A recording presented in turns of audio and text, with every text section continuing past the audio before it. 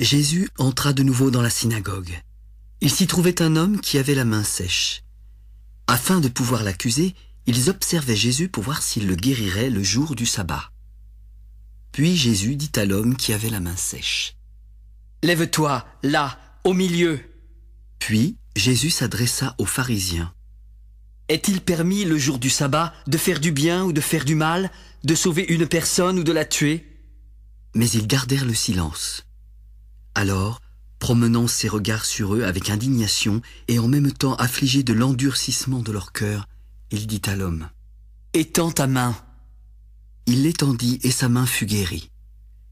Les pharisiens sortirent et aussitôt ils se consultèrent avec les Hérodiens sur les moyens de le faire périr. Jésus se retira vers la mer avec ses disciples. Une grande multitude le suivit de la Galilée, de la Judée, de Jérusalem, de l'Idumée, d'au-delà du Jourdain, des environs de Tyr et de Sidon. Une grande multitude, apprenant tout ce qu'il faisait, vint à lui.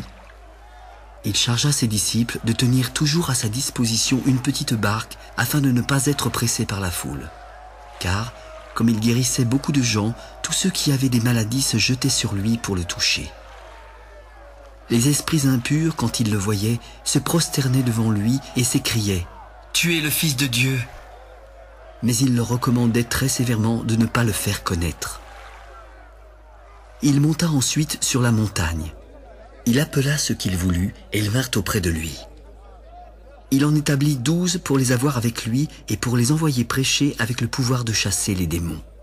Voici les 12 qu'il établit: Simon, qu'il nomma Pierre, Jacques, fils de Zébédée, et Jean, frère de Jacques, auquel il donna le nom de Boanerges, qui signifie fils du tonnerre.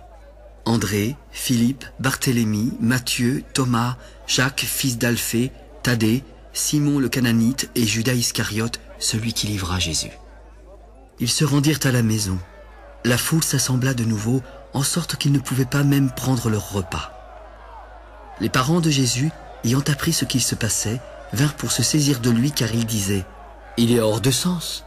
Et les scribes, qui étaient descendus de Jérusalem, dirent: « Il est possédé de Belzébul, c'est par le prince des démons qu'il chasse les démons. » Jésus les appela et leur parla sous forme de parabole. Comment Satan peut-il chasser Satan? Si un royaume est divisé contre lui-même, ce royaume ne peut subsister. Et si une maison est divisée contre elle-même, cette maison ne peut subsister.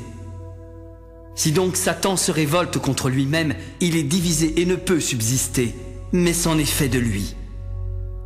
Personne ne peut entrer dans la maison d'un homme fort et piller ses biens sans avoir auparavant lié cet homme fort. Alors il pillera sa maison.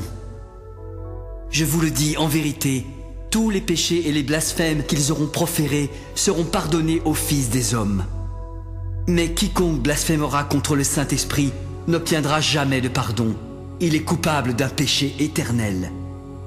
Jésus parla ainsi parce qu'il disait: « Il est possédé d'un esprit impur. » Survinrent sa mère et ses frères qui, se tenant dehors, l'envoyèrent appeler. La foule était assise autour de lui et on lui dit: « Voici, ta mère et tes frères sont dehors et te demandent. » Il leur répondit: « Qui est ma mère? Et qui sont mes frères ?» Puis, jetant les regards sur ceux qui étaient assis tout autour de lui: « Voici ma mère et voici mes frères.